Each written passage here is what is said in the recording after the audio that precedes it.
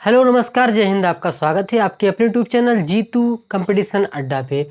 दोस्तों आज का ये क्लास स्पेशली उत्तर प्रदेश लेखपाल के लिए है। ठीक है, इसमें आपको कुछ मैथ्स के हम क्वेश्चन कराने वाले हैं जो कि बहुत ही बेसिक क्वेश्चन है और बार बार जो है आपका यह क्वेश्चन रिपीट होता है। ठीक है, तो चलिए हम स्टार्ट करते हैं। देखिए क्या है पहला क्वेश्चन, एक संपूरक कोण दूसरे का 2/7 है तो बताओ उन कोणों का अंतर कितना है।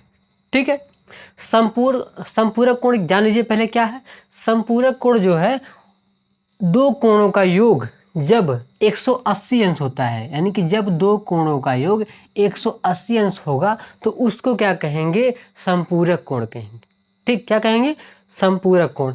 चलिए क्वेश्चन पे, एक संपूरक कोण दूसरे का, यानी कि मान लीजिए कि वह दूसरे का 2/7 है तो उनका अंतर क्या हो, कितना है। ठीक है, तो मान लीजिए पहला कोण कितना है, यक्स। ठीक है, माना पहला कोण यक्स है तो यक्स बराबर 180 माइनस यक्स। क्यों, क्योंकि यदि हमने पहला कोण यक्स माना है तो 180 में से घटाएंगे वही दूसरा कोण होगा। ठीक है, और कह रहा है दूसरे का 2/7 है ना, क्वेश्चन के अनुसार। ध्यान दीजिएगा बात, देखिए 7 इधर भाग में ही इधर आके गुणा हो जाएगा। ठीक है, अब देखिए 2 का अंदर गुणा करेंगे तो 8 16 और 2 1 कम 2 1 हासिल 3, यानी कि 360 माइनस 2x। ठीक है, देखिए इधर 2x क्या है माइनस में, इधर ला दीजिए आप, जोड़ दीजिए, जुड़ जाएगा। ठीक है, बराबर 360, तो हो जाएगा आपका 9x बराबर 360। तो x बराबर आपका हो जाएगा 360/9, काट देंगे 4 9 36 40, तो x का मान कितना आ गया, 40। यानी कि पहला कोण आपका कितना है, 40 है। तो हमें दूसरा निकाल लीजिए, दूसरे के लिए क्या करेंगे, 180 में से घटा देंगे तो हो जाएगा आपका 140। 140 ये आपका दूसरा कोण है। ठीक है, दूसरा कोण है यानी कि सेकेंड एंगल है। तो देखिए अब क्या क्या बताओ उन दोनों कोण का अंतर, यानी 140 माइनस 40 करेंगे तो 100 हो जाएगा। इसमें जो है 100 सही रहेगा। ठीक है, 100 सही रहेगा। अंतर पूछा है, यदि इसका योग पूछता तो 180 आप डांट मार देते हैं। ठीक है, तो चलिए अब बढ़ते हैं अगले क्वेश्चन तरफ। देखिए क्वेश्चन क्या है अगला। ठीक है,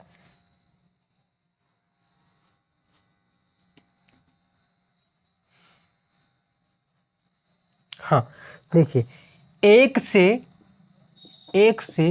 50 तक के विषम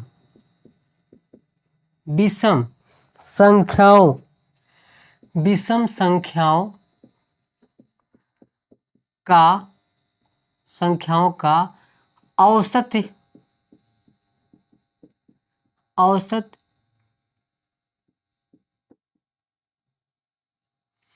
औसत योग बताइए। औसत योग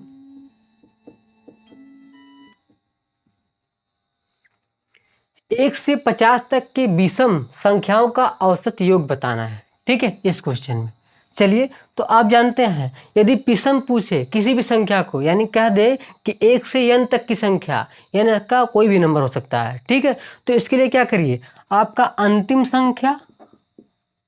संख्या बटे आप 2 करेंगे प्लस 1 कर देंगे। ये किसके लिए कंडीशन है, ये विषम संख्याओं के लिए है। ठीक है, ये विषम संख्याओं के लिए है, ये विषम संख्याओं के लिए है। आप इससे आप डायरेक्ट निकाल सकते हैं। अंतिम संख्या आपका कितना है, 50 है, बटे 2 प्लस 1 करेंगे। ठीक है, आपका देखिए 25 प्लस 1 आ जाएगा 26, तो इसमें 26 आ जाएगा। औसत योग इसका कितना आ जाएगा, 26। यदि इसमें सम पूछे, यानी कह दे कि 1 से 50 तक की संख्याओं का सम औसत योग बताइए, तो आप क्या करेंगे, अंतिम संख्या ठीक है और बटे 2 कर देंगे डायरेक्ट। इसमें पूछेगा तो आप 50/2 करेंगे, यानी कि 25 होगा। ठीक है, तो 25 होगा। ठीक है, चलिए बढ़ते हैं अगले क्वेश्चन तरफ। देखिए किस संख्या का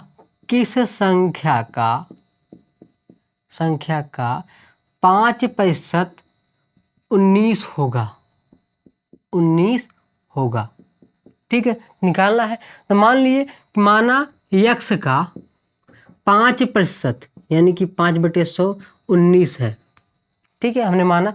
अब देखिए 100 को उधर करेंगे आप, 100 को उधर करेंगे 5x बराबर 19 गुणे 100 हो जाएगा, यानी आपका 19 हो जाएगा। ठीक है, तो x बराबर 19 गुणे 100 बटे आपका 5 आ जाएगा। ठीक है, 5 से काट देंगे, 5 दूना 10, शून्य है शून्य, यानी कि आपका 20/2500 होता है। ठीक है, अब देखिए 19 से करिए, 19 गुणे 20 करिए आप, 19 0 0, 19 दूना 38, आपका कितना आ गया, x का मान आ गया 380, यानी कि 380 का 5% 19 होता है। चेक कर लीजिए, चेक करिए, 1 0 से 1 0 कट जाएगा और इधर काटेंगे 5 एकम 5, 5 दूना 10 और 2 से काटेंगे आपका 19 आ जाएगा। 19 आ गया ना। ठीक है, तो हमें चेक नहीं करना था, केवल हमको आंसर बताना था। तो आपका 5% का 19 कब होगा, यानी कि किस संख्या का 5% 19 होगा, तो 380, आप 380 मारेंगे। ठीक है, चलिए फिर बढ़ते हैं अगले क्वेश्चन तरफ। ठीक है, वीडियो अच्छा लग रहा हो तो लाइक शेयर सब्सक्राइब करते चलें। ठीक है, यदि चैनल को सब्सक्राइब नहीं किए हैं तो सब्सक्राइब कर लीजिएगा और बेल आइकन जरूर प्रेस करिएगा, कोई भी वीडियो का नोटिफिकेशन आपको बराबर मिलता रहे। ठीक है, चलिए तो बढ़ते हैं अगले क्वेश्चन तरफ। हाँ, x² प्लस 1/x² बराबर 123 दे दिया जाए। ठीक है, और आपसे पूछा है x माइनस x क्या होगा, x माइनस 1/x क्या होगा। ठीक है, तब देखिए इसके लिए आपको कुछ करना नहीं है। यदि x² प्लस 1/x² का मान दिया हो, आपका इस तरह से पूछे और माइनस हो, तो क्या करिए, जो दिया है x² प्लस 1/x उसका अंदर करके आप अगर यहाँ घटाना हो तो यहाँ घटा दीजिए। ठीक है, 2 से घटा दीजिए, यहाँ जोड़ हो तो यहाँ पर जोड़ेंगे, घटाएंगे आपका √121 आएगा। क्यों, 123 में से 2 जाएगा, आपका 121 आ जाएगा, और 121 किसका वर्ग है। ठीक है, तो आप जानते हैं 11 का, तो इसका आंसर 11 सही होगा। ठीक है, यानी यहाँ पर x माइनस 1/x का मान कितना आ जाएगा, 11 आ जाएगा। ठीक है, यदि इसी पूछ लिया जाए आपका x³ 1/x³, तब आप क्या करेंगे, उसके लिए देखिए कुछ करना नहीं है, अभी आप इनका मान निकाले हैं। ठीक है, x माइनस 1/x का, तो क्या करिए आप p³ माइनस 3p। ठीक है, ये वाला फॉर्म लगाइए, और p क्या है आपका, यही है 11। ठीक है, तो चलिए, तो 11 का क्यूब माइनस 3 गुणे 11, तो 11 का क्यूब कितना हो जाएगा आपका 1331।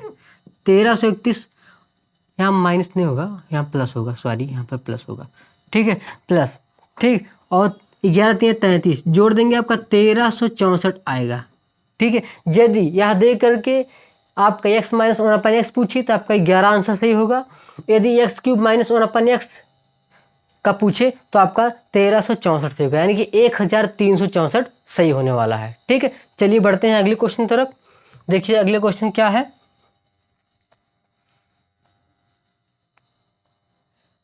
ठीक है, देखिए किस संख्या का 0.5% 15 है। ठीक है, 15 है, यह आपका क्वेश्चन है। ठीक है, किस संख्या का 0.5% 15 होगा, तो क्या करेंगे, 0 माना x संख्या का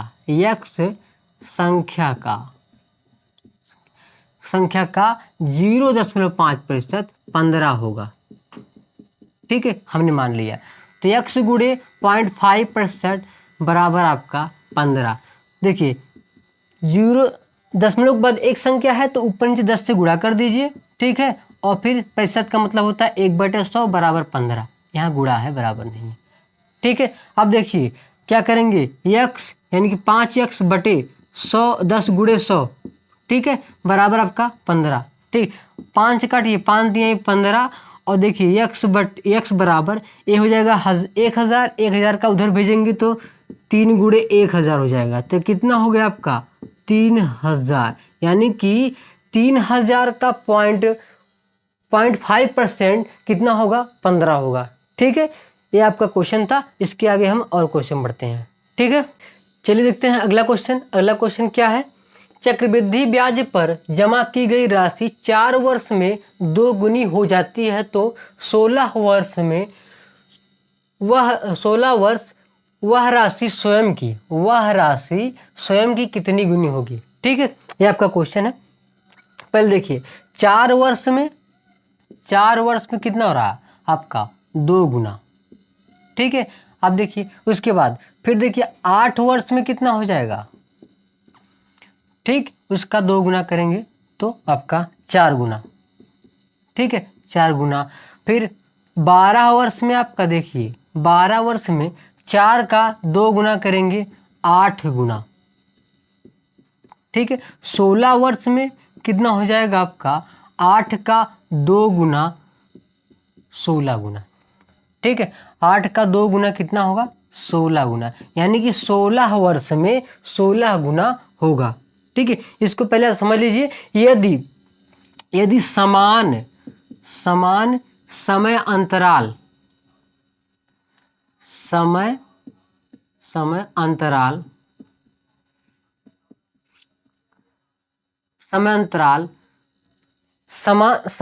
अंतराल पर समान गुना का वृद्धि होता है। बात समझिए आप, समान समय अंतराल पर समान गुना का वृद्धि होता है, बात ठीक है।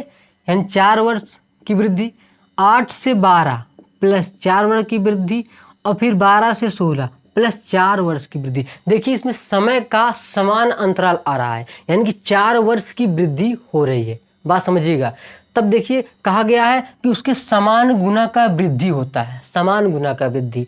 जब समय में समान अंतराल आएगा तो उसके गुने में भी समान अंतराल आएगा, यानी 2 का 4, फिर 4 का 8, फिर 8 का 16, इस तरह से वृद्धि होता है। जैसे मान लीजिए कि 5 वर्ष में आपका 4 गुना, 5 वर्ष में 4 गुना, अगले 10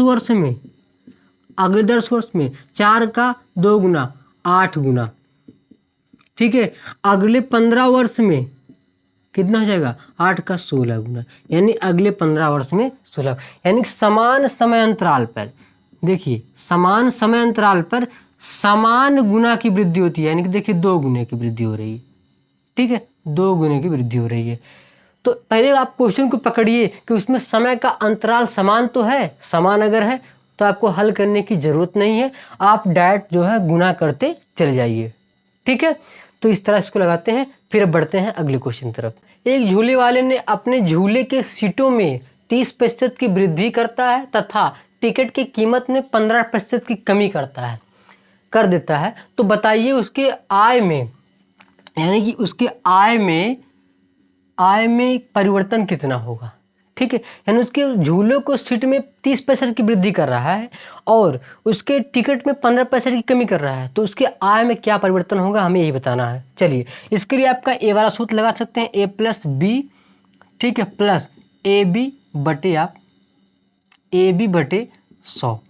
आप इस सूत्र का प्रयोग कर सकते हैं, एक मेथड और है, ठीक है। चलिए तो देखिए ए आपका कितना है 30%, ठीक है। कमी वाले को क्या करिए आप घटा दीजिए, प्लस आपका देखिए ध्यान से प्लस 30 गुणे -15, ठीक है, -15 है बटे 100, ठीक है। एक शून्य से कट जाएगा, ठीक है। देखिए 30 में से 15 गया आपका 15, और देखिए यहाँ से माइनस हो जाएगा, और 15 3 45 बटे 10 क्या हो जाएगा आपका 15 - 4.5, यानी कि 10.5%। देखिए पॉजिटिव में आया है, यानी कि धनात्मक में आया है, तो इसमें क्या होगी वृद्धि होगी, यानी उसके आय में 10.5% की वृद्धि होगी, ठीक। ये तो आपका सूत्र की सहायता हो गया। चलिए आपको हम जनरल तरीके से बताते हैं। मान लीजिए उसकी आय 100 है, ठीक है, ठीक। उसके बाद उसने जो है 30% की सीटों में वृद्धि किया, ठीक, तो 130 बटे 100, ठीक है। उसके बाद देखिए ध्यान से, फिर जो है उसने कमी कितना किया है, 15% टिकटों में। ठीक, आप देखिए ध्यान से, 100 इससे कट जाएगा, 1 शून्य इससे भी कट जाएगा, ध्यान दीजिएगा।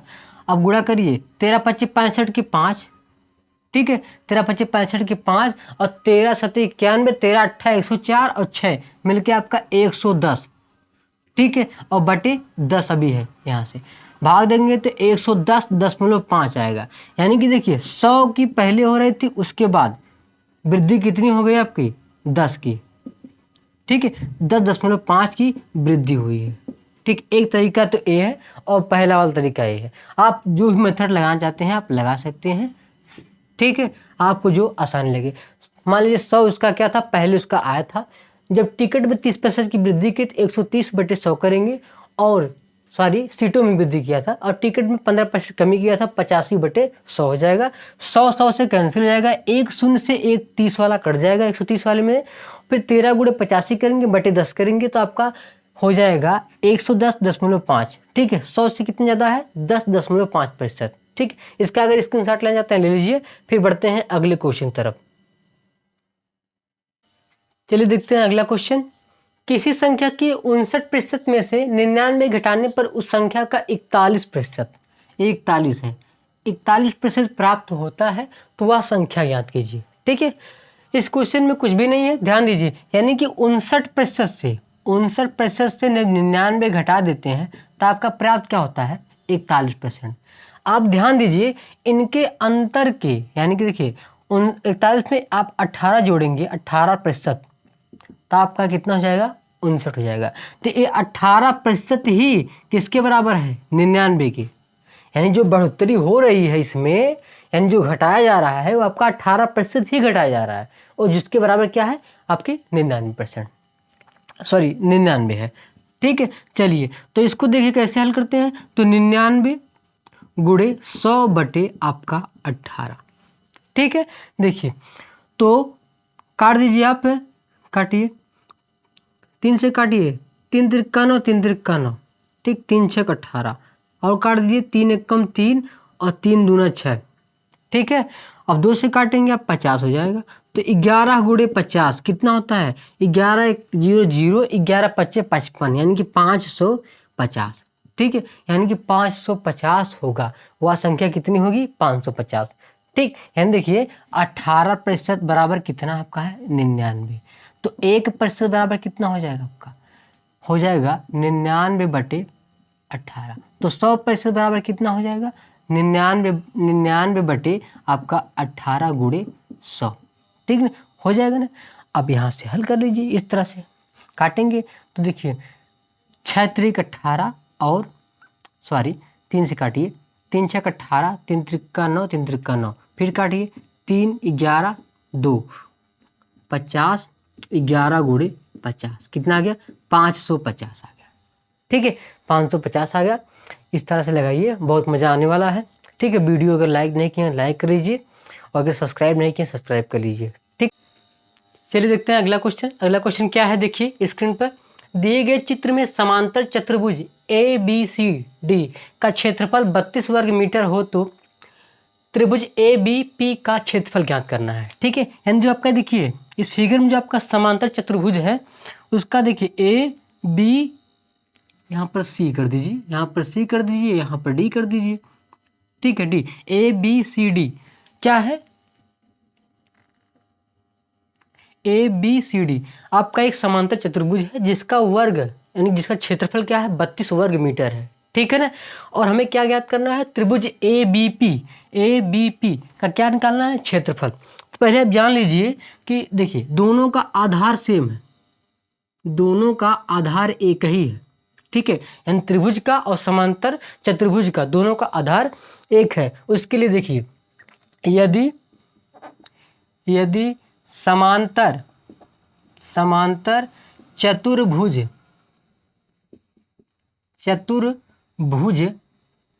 का आधार, यानी यदि समांतर चतुर्भुज का आधार त्रिभुज के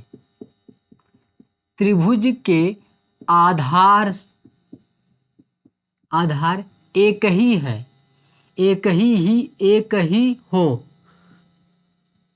तो समांतर चतुर्भुज का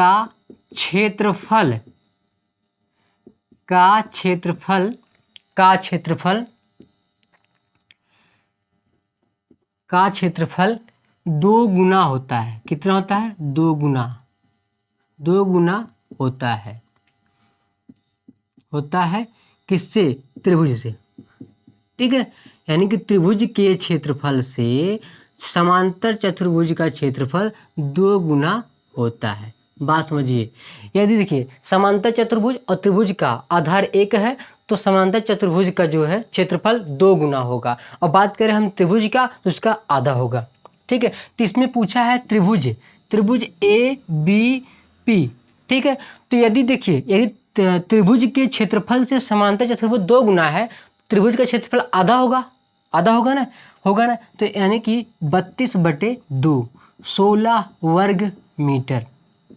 ठीक है, इसमें इसका आंसर क्या हो जाएगा? 16 वर्ग मीटर।